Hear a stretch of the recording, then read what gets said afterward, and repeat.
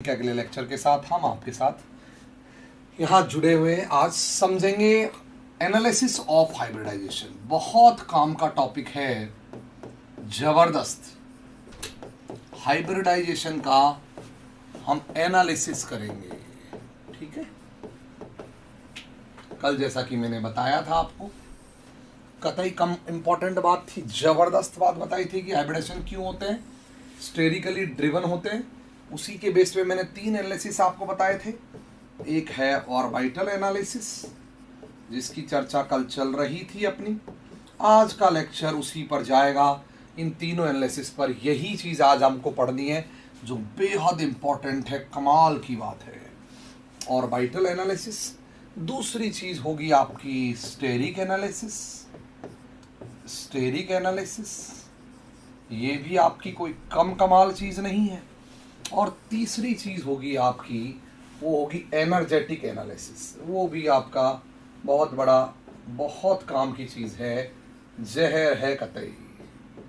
Energetic analysis, ठीक है। Potassium cyanide से कम नहीं है ये एनर्जेटिक एनालिसिस। ये आपको बहुत कुछ सिखा के जाएगा। ये 3 बातें आज हमको पढ़नी है। आइए हम लोग इनकी शुरुआत करें। सब लोग मेरे ख्याल से जुड़ गए होंगे, सब लोग मेरे ख्याल से जुड़ गए होंगे। Very good. अगर जुड़ गए हैं तो सब बोर्ड पर देखिए और कमेंट बॉक्स में टाइप करते रहिए सब लोग, जो भी बातें हैं, ठीक है। पहला समझ रहे हैं हम ऑर्बिटल एनालिसिस। मैथमेटिकल एनालिसिस है, इसलिए आपको बड़ा मजा आएगा। You will enjoy a lot. आपको बहुत आनंद आएगा क्योंकि मैथमेटिकल एनालिसिस है। ऑर्बिटल एनालिसिस क्या कहता है, आइए जरा समझने की कोशिश करते हैं। आराम से बोर्ड पर देखिए। मान लीजिए कोई एक एस ऑर्बिटल है, मैं चर्चा कर रहा था, वो किसी दूसरे पी ऑर्बिटल के साथ मिक्स हो रहा है। और मिक्स होने के बाद मान लीजिए 2 नए ऑर्बिटल बन रहे हैं। ये भी हाइब्रिड ऑर्बिटल है और ये भी हाइब्रिड ऑर्बिटल है। सपोज करो ये आइडेंटिकल है या नहीं है, मुझे नहीं पता। मैंने इसको sp बोल दिया और मैंने इसको sp डैश बोल दिया, मान लीजिए बोल दिया। इसका मतलब इनके अंदर मिक्सिंग हुई है, ये मुझे पता है। ये मैं I know this thing only, I know that there is a mixing between these two. इनके बीच कुछ कुछ गुलू गुलू हुआ है, ये मुझे पता है। कितना हुआ है मुझे नहीं पता। मुझे नहीं पता कि ये पूरी तरह से मिलके बराबर बन गए हैं या नहीं बने। I don't know. बन भी सकते हैं, नहीं भी बन सकते, मुझे नहीं मालूम। लेकिन मुझे ये जरूर मालूम है वहां गुल्लू गुल्लू हुआ है, मिक्सिंग हुई है। और अगर मिक्सिंग हुई है तो इस ऑर्बिटल और इस ऑर्बिटल दोनों के अंदर ही एस और पी दोनों करैक्टर होंगे। इसमें एस करैक्टर भी होंगे, साथ ही साथ इसमें पी करैक्टर भी होंगे। ऐसे ही इस दूसरे ऑर्बिटल के अंदर भी एस करैक्टर भी होंगे और साथ ही साथ पी करैक्टर भी होंगे। बहुत सुंदर बात है, अच्छी बात है। कितने होंगे आई डोंट नो, लेकिन आई know this thing very well. जितने भी इस ऑर्बिटल में एस और पी करैक्टर होंगे, मैं कमाल की बात बोल रहा हूं, जितने भी एस और पी करैक्टर होंगे किसी भी हाइब्रिड ऑर्बिटल के अंदर, उनका जो सम होगा, यानी कि परसेंटेज एस और परसेंटेज पी का जो समेशन होगा, वो गारंटी से 100 के बराबर होगा। ये बात आप जानते हैं तो बताइए बहुत जल्दी मुझे, क्या ये बात आप जानते हैं? क्या ये चीज आपको समझ में आई कि उसका जो सम होगा वो सम 100 होगा, 100 होगा उसका सम पक्का। बिकॉज अगर 60% एस है तो 40% पी होगा, अगर 30% एस है तो 70% पी होगा। सम तो 100 होगा, बिकॉज सारी परसेंटेज का सम 100 होता है। अगर मैं इसको फ्रैक्शन में लेना चाहूं तो फ्रैक्शन में हम बोल सकते हैं एस और पी का सम। अभी तो मैंने परसेंटेज में बोला है, फ्रैक्शन में बोल सकते हैं एस और पी का सम 1 होगा। इसे कहा जाता है ऑर्बिटल एनालिसिस इक्वेशन नंबर 1, जो बहुत इंपॉर्टेंट है। This is called orbital analysis equation number 1। पहली इक्वेशन है ये ऑर्बिटल एनालिसिस की। आइए एक और चीज हम लोगों को डिफाइन करनी है किसी भी हाइब्रिड ऑर्बिटल में। अगर कोई भी हाइब्रिड ऑर्बिटल लें, यही मैंने हाइब्रिड ऑर्बिटल ले लिया था sp जो वहां पर था। इस हाइब्रिड ऑर्बिटल के अंदर अगर एक इंपॉर्टेंट चीज मैं डिफाइन करना चाहूं, इस हाइब्रिड ऑर्बिटल के अंदर उस इंपॉर्टेंट चीज डिफाइन करना चाहूं तो किसी भी हाइब्रिड ऑर्बिटल में एक इंपॉर्टेंट इंडेक्स डिफाइन किया जाता है, उसे बोलते हैं हम आई। वो दरअसल डिफाइन किया जाता है किसी भी हाइब्रिड ऑर्बिटल के p और s कैरेक्टर्स का रेशियो। इस आई को कहा जाता है हाइब्रिडाइजेशन इंडेक्स। ये बात अच्छी तरह ध्यान रखना, बहुत इंपॉर्टेंट तरीके से ध्यान रखना कि किसी भी हाइब्रिड ऑर्बिटल के अंदर p और s का जो रेशियो होता है उसे I से डिनोट किया जाता है, I से डिफाइन करते हैं। I को बोलते हैं हाइब्रिडाइजेशन इंडेक्स। कई लोग इसको मिक्सिंग इंडेक्स भी कहते हैं, कुछ भी कह लीजिए, कोई फर्क नहीं पड़ता है।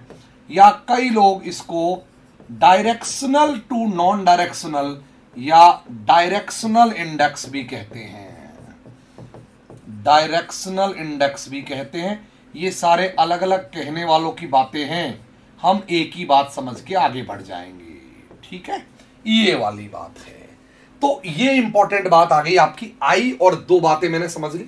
अब मैं तीसरी बात आपको समझा रहा हूं, उसको देख लीजिए। कई लोग इसको डायरेक्शनल इंडेक्स, उधर जगह नहीं थी इसलिए मैं इधर लिख रहा हूं। तीसरी इंपॉर्टेंट बात अब जरा समझिए। ये दोनों हाइब्रिड ऑर्बिटल बन गए, बनने के बाद अल्टीमेटली इनको बनाना तो बॉन्ड ही होगा। बोलो बेटा, अगर दो हाइब्रिड ऑर्बिटल बने तो अल्टीमेटली तो इनको बॉन्ड ही बनाने हैं, अल्टीमेटली तो इनको बॉन्ड ही फॉर्म करने हैं। ये जो हाइब्रिड ऑर्बिटल्स आपके हैं इन्हें बॉन्ड बनाने हैं। अगर मान लीजिए इनने दो बॉन्ड बनाए, इनने दो बॉन्ड बनाए, एक बॉन्ड बना दिया इधर और एक बॉन्ड बना दिया इधर, दो बॉन्ड बना दिए कोई बी एटम के साथ, और ये ए एटम के हाइब्रिड ऑर्बिटल थे, तो इस तरह से एक AB2 टाइप का कंपाउंड बन जाएगा। अगर AB2 टाइप का कंपाउंड बनेगा तो गारंटी की बात है दो बॉन्ड्स के बीच एक एंगल भी क्रिएट होगा, उसी को बोलते हैं हम बॉन्ड एंगल थीटा। अब आता हूं मैं सबसे ज्यादा काम की बात पे। ये तीन बातें पहले मैंने बोली आपको। पहला, इनका सम 100 होगा, ये बात आपको समझ में आनी चाहिए। हम ये फ्रैक्शन में लेंगे तो 1 होगा। सम का 100 होता है, फ्रैक्शन 1, फ्रैक्शन मतलब जिस 75% को हम 0.75 फ्रैक्शन लिख सकते हैं, out of 1, percentage out of 100, fraction is out of 1 होगा। यहां पर अगर हम देखें तो हमने डिफाइन किया आई, और यहां पर बॉन्ड एंगल डिफाइन किया। ये जो बॉन्ड एंगल थीटा होता है, अब मैं सबसे ज्यादा इंपॉर्टेंट बात बता रहा हूं। ये जो बॉन्ड एंगल थीटा होता है और ये जो आई है, इन दोनों के बीच एक डायरेक्ट रिलेशन होता है, सीधा संबंध होता है इस आई और इस थीटा के बीच, और वो मैथमेटिकल रिलेशन इस पूरे ऑर्बिटल एनालिसिस की जान है, उसकी पूरे प्राण हैं। इन दोनों के बीच एक सीधा संबंध होता है, और वो सीधा संबंध होता है इस बॉन्ड एंगल की कोसाइन वैल्यू, यानी कि कॉस थीटा बराबर होती है -1/i। This is the most important चीज है ये, प्लीज इसको समझ लीजिए। द मोस्ट इंपॉर्टेंट चीज है is equal to -1/i। This is the most important चीज, प्लीज नोट दिस डाउन कि cos थीटा की जो वैल्यू होती है वो -1/i होती है। यहां से हम लोग हाइब्रिडाइजेशन इंडेक्स डिफाइन कर सकते हैं, और वो जबरदस्त होगा। उसको हम लिख सकते हैं minus of sec theta, 1/cos theta को हम सेक थीटा बोलते हैं। बोलो बेटा जी, तो दिस i is equal to minus of sec theta. This is the most important thing, बहुत काम की चीज है ये हाइब्रिडाइजेशन इंडेक्स। क्या आपको ये बात समझ में आई? आ ही गई होगी पक्का। आइए अब इनसे हम कुछ ऑर्बिटल एनालिसिस की इक्वेशंस ड्राइव करते हैं। ये तीन चीजें हमको आती हैं। यहां हमने सम किया, यहां हमने आई डिफाइन किया, वहां हमने बॉन्ड एंगल डिफाइन किया, और बॉन्ड एंगल और आई के बीच एक रिलेशन बता दिया। That relation is the most important orbital analysis relation, इसी को बोलते हैं। This is called orbital analysis relation. तो अब हम चलना शुरू कर रहे हैं, स्टार्ट कर रहे हैं हमारी कहानी को। आइए इस कहानी पर हम चलें। हमने ये देखा अगर कोई भी मॉलिक्यूल है AB2, तो एक बात हमें समझ में आई, इसका जो बॉन्ड एंगल है थीटा, उसमें और आई में, इसके हाइब्रिडाइजेशन इंडेक्स में एक रिलेशन होगा, cos थीटा बराबर -1/i। अगर मैं आई की वैल्यू एस बाई पी से पुट कर दूं, मैंने बताओ यहां पर, इधर देखो, यहां पे आई की वैल्यू क्या थी हमारे, सॉरी पी बाई एस थी, बोलो बेटा जी, और पी और एस का सम कितना था, 1 था। ये दोनों इक्वेशन ऑलरेडी हमारे पास पहले से हम लोगों ने डिफाइन कर रखी है। बोलो अगर हम आई की वैल्यू वहां से रख दें तो ये -s/p हो जाएगा।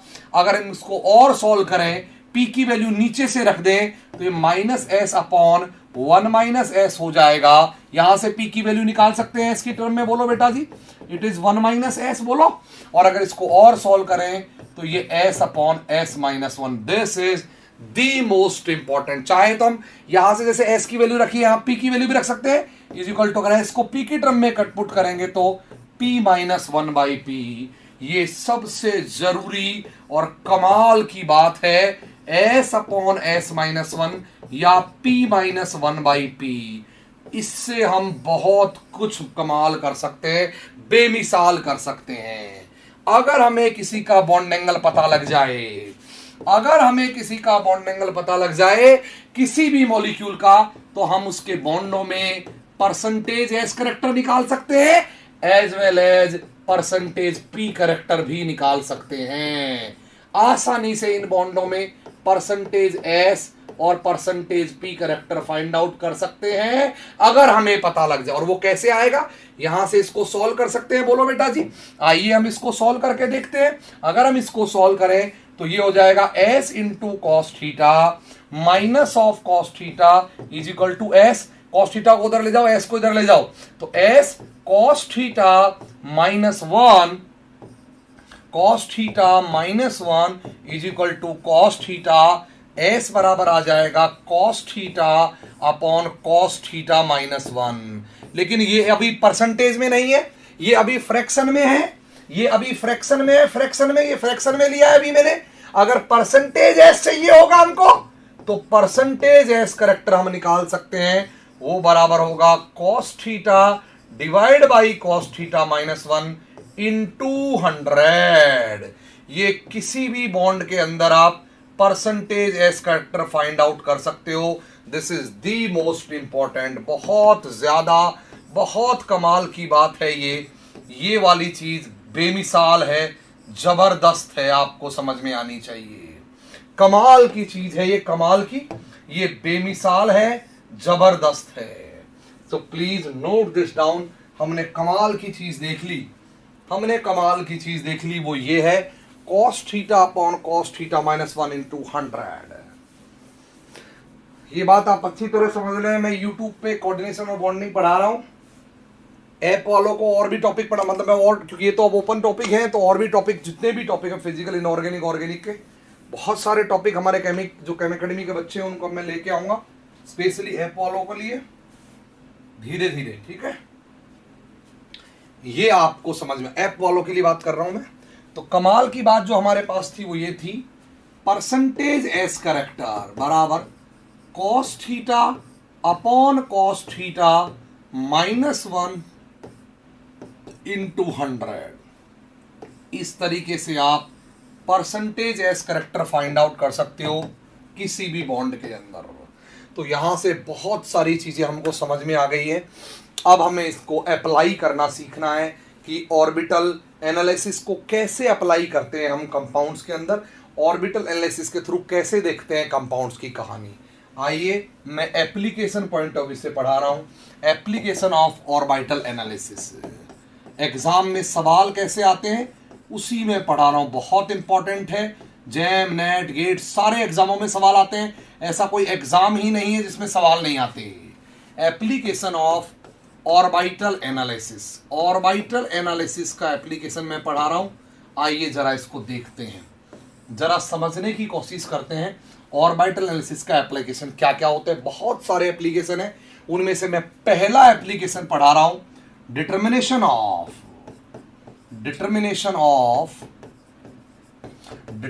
Of nature and type of hybridization, nature and type of hybridization, hybridization के नेचर निकालना और उसका टाइप निकालना, ये चीजें हमको समझनी है, ये चीजें हमको जाननी है। नेचर क्या होता है अभी मैं आपको एक्सप्लेन कर देता हूं। इसका मतलब क्या है? इसका मतलब है किसी भी मॉलिक्यूल के अंदर जो मिक्सिंग हो रही है या जो हाइब्रिडेशन हो रहा है, उसके नेचर से मेरा मतलब है, नेचर से मेरा मतलब है वो आइडियल हो रहा है, वो आइडियल मिक्सिंग होगी या वो नॉन आइडियल मिक्सिंग होगी। ये हमारा नेचर से मतलब है कि आइडियल हाइब्रिडेशन होंगे या नॉन आइडियल होंगे हाइब्रिडेशन। और टाइप ऑफ हाइब्रिडेशन से मेरा मतलब है, टाइप ऑफ मिक्सिंग से मेरा मतलब है कौन सा हाइब्रिडेशन होगा। और किसी भी मॉलिक्यूल के अंदर जो टाइप ऑफ हाइब्रिडेशन होता है वो हम आई के बेस पे, नेचर भी हम आई के बेस पे डिफाइन करते हैं, नेचर भी हम आई के बेस पे ही डिफाइन करते हैं, और टाइप भी हम आई के बेस पे ही डिफाइन करते हैं। कैसे डिफाइन करते हैं? किसी भी मॉलिक्यूल का जो हाइब्रिडेशन होता है उसका टाइप होता है sp की पावर i। ये केवल और केवल sp मिक्सिंग्स के लिए चल रहा है, अभी डी की चर्चा नहीं हुई है। कल से लेके आज तक चर्चाएं डी की नहीं है, अभी केवल चर्चाएं sp मिक्सिंग्स की हैं, डी की चर्चाएं बाद में की जाएंगी। sp की पावर i उस मॉलिक्यूल का रियल एब्सोल्यूट हाइब्रिडेशन होता है, इसे आप एब्सोल्यूट हाइब्रिडेशन भी कह सकते हैं। एब्सोल्यूट हाइब्रिडेशन, एब्सोल्यूट मतलब जो आप हाइब्रिडेशन निकालते हैं वो एब्सोल्यूट हाइब्रिडेशन नहीं होता, वो तो हम लोग ऐसे ही एवरेज लेके चलते हैं, नियर अबाउट हाइब्रिडेशन करते हैं वो कैलकुलेट, वो एब्सोल्यूट नहीं होता। एब्सोल्यूट इस फॉर्मूले से आएगा और नेचर भी निकाल सकते हैं। तो आइए पहला एप्लीकेशन करना सिखाता हूं मैं, भयंकर इंपॉर्टेंट है कि किसी भी मॉलिक्यूल में नेचर ऑफ हाइब्रिडेशन कैसे निकालते हैं और किसी भी मॉलिक्यूल में टाइप ऑफ हाइब्रिडेशन कैसे निकालते हैं। प्लीज, कल मैंने बहुत समझाया, आज सबको अप्लाई करना है तो सीख लीजिए। नेचर दो तरह का होता है हाइब्रिडेशन का, आइडियल और नॉन आइडियल। कैसे निकालेंगे? बहुत ही आसान है। अगर किसी भी मॉलिक्यूल में आई की वैल्यू, ये जो आई था ना, आई था ना आई, अगर उसकी वैल्यू इंटीजर आती है, अगर उसकी वैल्यू इंटीजर आ जाए, इंटीजर भी मेनली पॉजिटिव इंटीजर 1 2 3, अगर इंटीजर आ जाए तो पक्का 100% वो हाइब्रिडेशन आइडियल मिक्सिंग होंगी, आइडियल हाइब्रिडेशन होंगे। और अगर उस आई की वैल्यू इंटीजर नहीं आए, फ्रैक्शन आ जाए, क्या आ जाए बोलो बेटा जी? अगर आई की वैल्यू फ्रैक्शन आ जाए, फ्रैक्शन से मेरा मतलब पॉइंटों में आ जाए, तो ऐसे केस में नॉन आइडियल या फ्रैक्शनल हाइब्रिडेशन बोलते हैं। एक और चीज यहां पे हमको समझनी है और वो जबरदस्त बात है, कातिलाना बात है वो।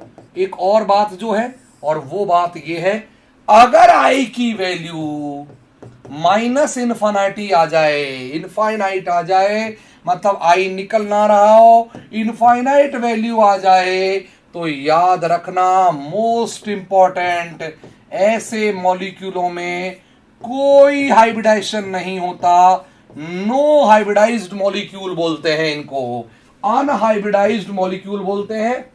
ऐसे मॉलिक्यूलों में किसी तरह का कोई हाइब्रिडेशन नहीं होता। क्यों नहीं होता जानने के लिए मैं आगे आपको पढ़ाऊंगा। इन्हीं मॉलिक्यूलों को कहा जाता है केमिस्ट्री में, केमिस्ट्री में इन्हीं मॉलिक्यूलों को कहा जाता है ड्रैगोज मॉलिक्यूल्स।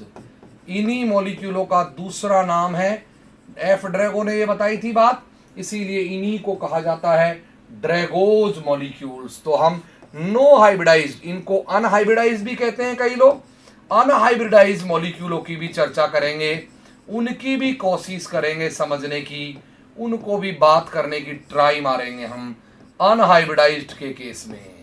ये आपको समझ में आनी चाहिए। ये तो मैंने नेचर समझाया आपको,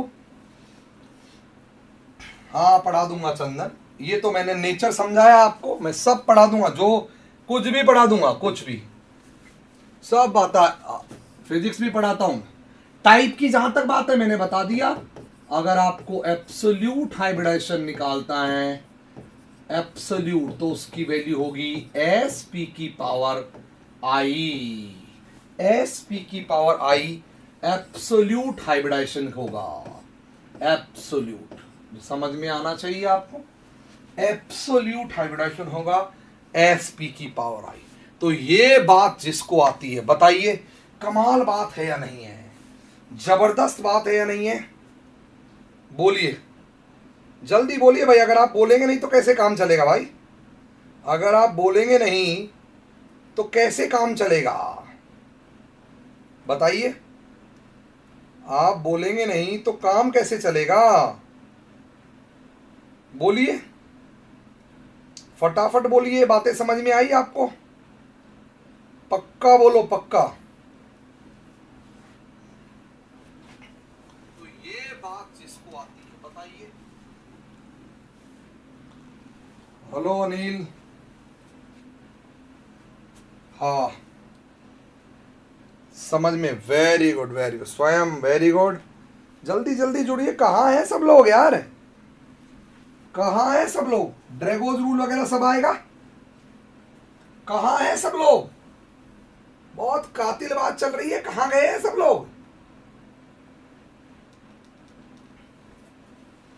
हाँ जुड़िए, फटाफट जुड़िए। आइए मैं एक एग्जाम्पल के थ्रू आपको समझा रहा हूं, एक एग्जाम्पल लेके चल रहा हूं। मान लीजिए एक मॉलिक्यूल हमको दिया है BF3, मेरे को जानना है कि इस मॉलिक्यूल में कौन सा हाइब्रिडाइजेशन है या किस टाइप का हाइब्रिडाइजेशन है, ठीक है। आइए हम बॉन्ड एंगल की चर्चा करें। 120 डिग्री नॉर्मली दिया होगा, अगर हम ये रख दें तो cos of 120 is equal to -1/i से हम लोग चल सकते हैं। बोलो बेटा जी, cos 120 होता है -12, तो -12 बराबर -1/i, i आ गया आपका 2। अगर i 2 आया इट मीन सबसे पहले तो ये इंटीजर है, इसलिए ये आइडियल हाइब्रिडाइजेशन है, ये आइडियल मिक्सिंग हुई है। और दूसरी बात, हाइब्रिडाइजेशन कौन सा हो जाएगा, अगर आपको हाइब्रिडाइजेशन निकालना है इसमें तो sp की पावर i, और p की पावर i मतलब 2 रख दो, sp2 हाइब्रिडाइजेशन हो जाएगा। और हम जानते भी हैं इसके अंदर sp2 ही होता है। इट मींस मजा आ गया, हम तो सीख ही गए हैं, हम तो सीख गए, जबरदस्त बात, बोलो कमाल सीखे हैं, कमाल। एक एग्जांपल और, NO2 फ्री रेडिकल की चर्चा कर ली जाए। इसको ऑड इलेक्ट्रॉन स्पीसीज बोलते हैं। अप्रोक्सीमेटली बॉन्ड एंगल 134 होता है, मैं 135 मान के चल रहा हूं ताकि वैल्यू निकालने में आपको आसानी रहे। 135 डिग्री अगर इसमें मुझे कैलकुलेट करना है कि बताइए कौन सा होगा, तो हम कह देंगे cos 135 degree is equal to -1/i। ये होता है -1/√2, ये होता है -1/√2 इज इक्वल टू -1/i।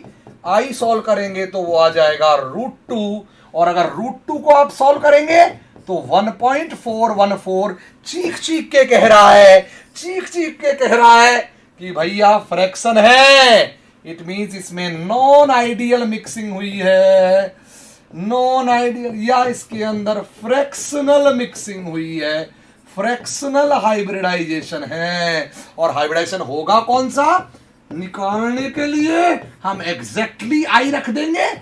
आई रखेंगे तो हाइब्रिडाइजेशन क्या आ जाएगा, क्या आ जाएगा, sp की पावर 1.414। देखिए यही होगा इसका एग्जैक्ट हाइब्रिडाइजेशन या एब्सोल्यूट हाइब्रिडाइजेशन। ये आपको बात समझ में आनी चाहिए, आई या नहीं आई, फटाक से बोलिए, बात समझ में, हाँ बिल्कुल शताब्दी 1.414 आएगा। ये कहानी आपको समझ में आई या नहीं आई, आई तो पक्का बताइए मुझे, कंफर्म बताइए, कंफर्म बताइए मुझे।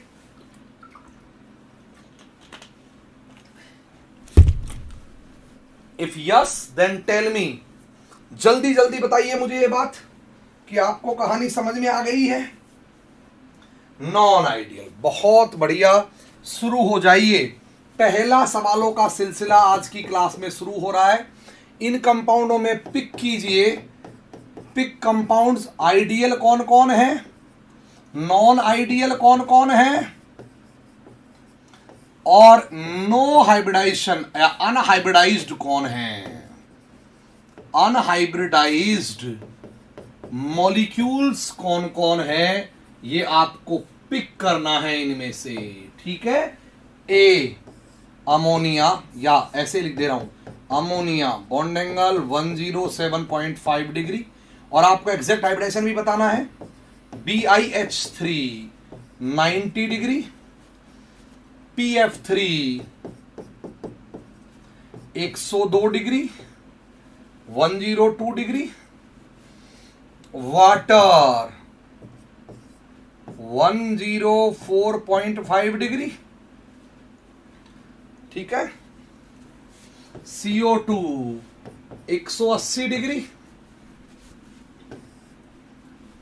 180 degree, 180 degree, di ethyl OC2H5 110, या OCl2 कर दो इसको, 110 डिग्री।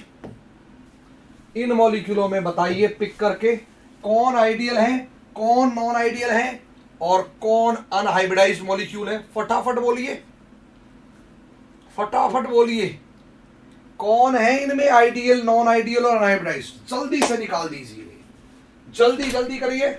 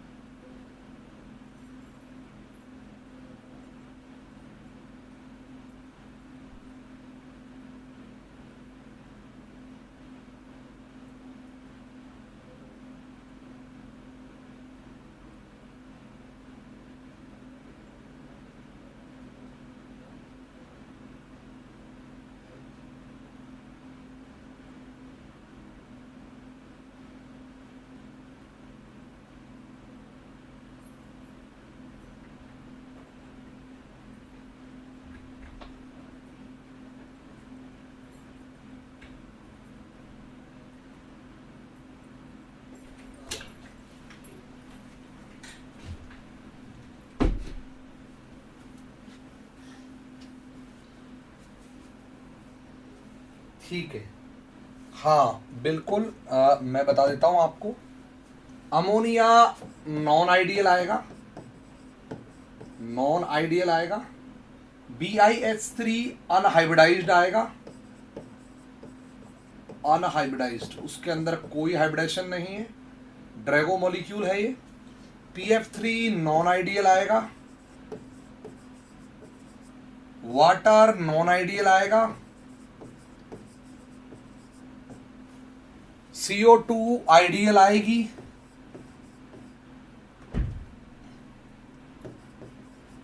और OCl2 नॉन आइडियल आएगा। ये है आंसर्स, जिस जिसके हैं वो करेक्ट है, जिस जिसके आंसर है वो करेक्ट है।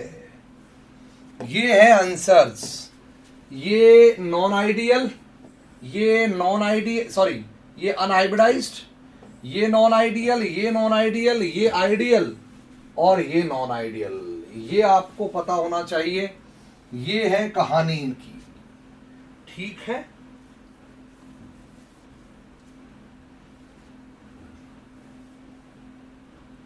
ठीक है, समझ में आ गया आपको? बहुत बढ़िया, वेरी गुड। एप्लीकेशन नंबर 2 पे आते हैं अब हम। सब में निकाल लीजिएगा, मैं सॉल्यूशन नहीं करवा रहा हूं।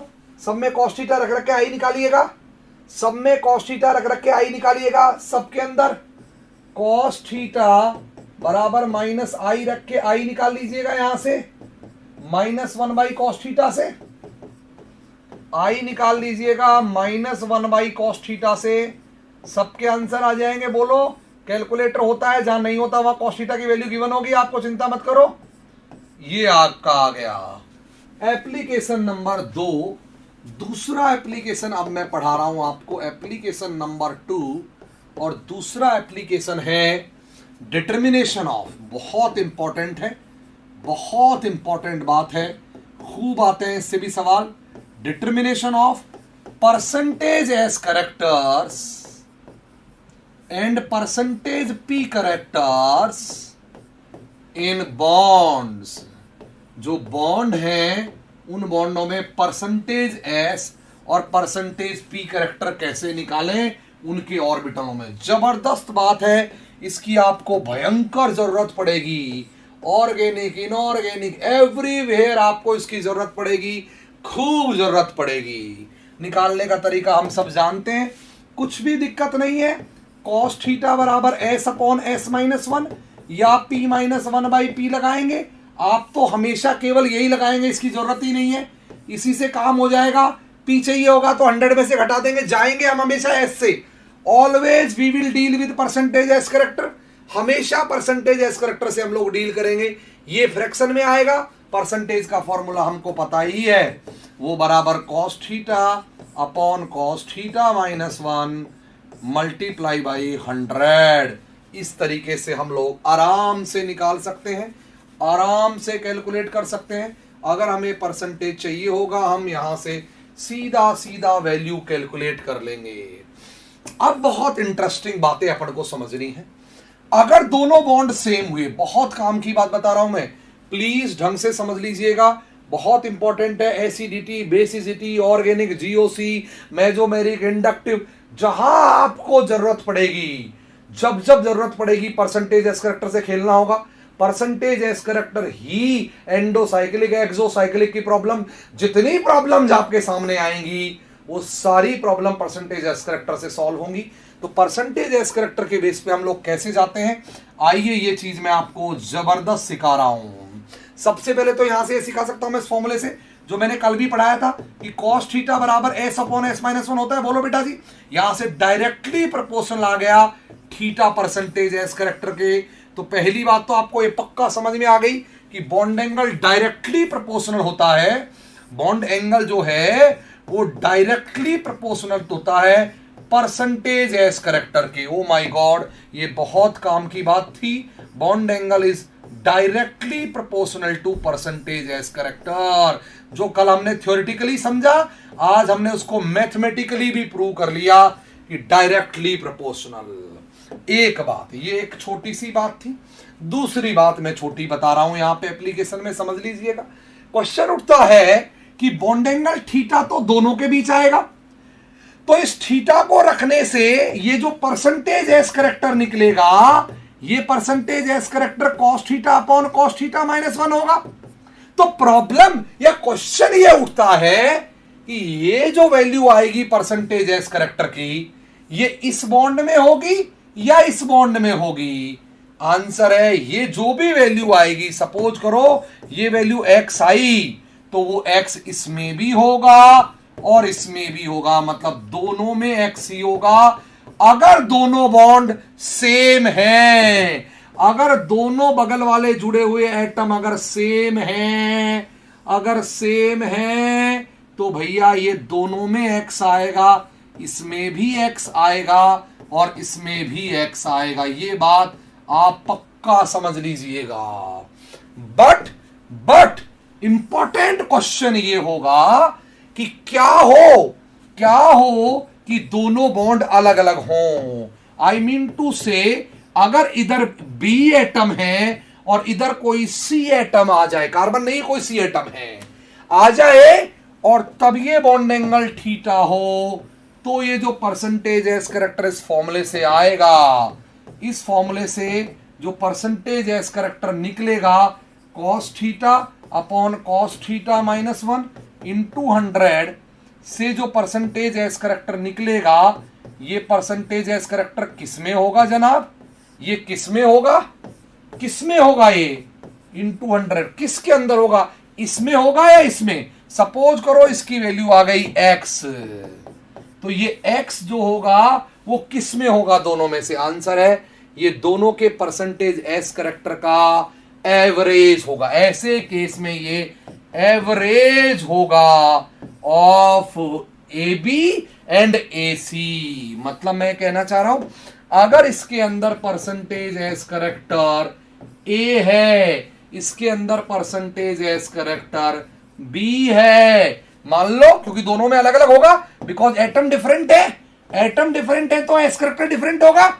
अगर इसके अंदर बी है, इसके अंदर ए है, तो ये जो एक्स वैल्यू आएगी ये इन दोनों का एवरेज होगी, ए प्लस बी बाई 2 होगा। ये बात ध्यान रखना, एवरेज वैल्यू देगा। ऐसे केस में ये एवरेज वैल्यू मिलेगी आपको पक्का, दोनों का एवरेज होगा, average of A B and A C. A B और ए सी बॉन्ड का एवरेज वैल्यू आएगी, ये जो भी आएगी, व्हाटएवर जो भी होगी, वो एवरेज वैल्यू होगी ए बी और ए सी की। ये बात आपको समझ में आनी चाहिए। प्लीज समझ में आई हो तो बताओ मेरे को, ये बात समझ में आई हो तो बताओ। पक्का समझ में आई ये बात आपको? कंफर्म समझ में आई? बोलो बेटा जी, जबरदस्त, जल्दी जल्दी बोलिए, जल्दी जल्दी बोलो। ये बात आपको पक्का समझ में आई? कंफर्म? हाँ, PF3 में 4.8 आएगा चंदन, कोई प्रॉब्लम नहीं है, आ सकता है, ऐसा खूब आता है। इस तरह की कहानी होगी, एवरेज होगा, वो एवरेज होगा इन दोनों का। ये आपको बात पक्का समझ में आनी चाहिए। आइए एग्जाम्पल के थ्रू समझना शुरू करते हैं। मान लीजिए मुझे एग्जाम्पल निकालना है। एक मॉलिक्यूल है मीथेन। मैं तो बहुत आसान सा मॉलिक्यूल लेके ही चलूंगा, मुश्किल तो आपको ही करने हैं, ठीक है। मीथेन मॉलिक्यूल है और इसका बॉन्ड एंगल दिया हुआ है, सबको पता है 109 डिग्री 28 मिनट। बोलो बेटा, तो बताओ परसेंटेज एस करेक्टर कितना होगा? अगर इन बॉन्डों में परसेंटेज एस करेक्टर निकालना है तो कितना होगा? बहुत आसान है, समझ लीजिए, फॉर्मूला लगा दीजिए, आंसर आ जाएगा कॉस ऑफ, या सॉरी, परसेंटेज एस करेक्टर बराबर cos of 109 degree 28 minute divide by cos of 109 degree 28 minute -1 into 100 होगा। ये बात आपको समझ में आनी चाहिए, ये आपको समझ में आनी चाहिए। इसकी वैल्यू अप्रोक्सीमेटली -1/3 कितना होगा? हाँ, व्हाटएवर, जो भी सॉल्व करेंगे आंसर आ जाएगा 25%। वैल्यू आप देख लीजिएगा कैलकुलेटर से, जो भी वैल्यू है आप कैलकुलेटर से देख लीजिएगा, आंसर आ जाएगा 25%। 25% आंसर आ जाएगा। ये बात आपको समझ में आनी चाहिए, पक्का समझ में आनी चाहिए। इस तरीके से अगर गलती से वो आपसे परसेंटेज पी करेक्टर पूछता है तो 100 में से सब्सट्रैक्ट कर दो और डायरेक्ट 75% 75% पी निकाल के दे दो, उसको सीधा निकाल के दे दो। अगर आपसे वो परसेंटेज पी पूछता है, याद रखना पी वाला फॉर्मूला कभी यूज नहीं करेंगे, पी वाला फॉर्मूला कभी यूज नहीं करेंगे, नेवर, गलती से भी यूज नहीं करेंगे पी वाला फॉर्मूला, पी वाला फॉर्मूला कभी यूज नहीं करेंगे, ऑलवेज एस वाला ही फॉर्मूला यूज करेंगे।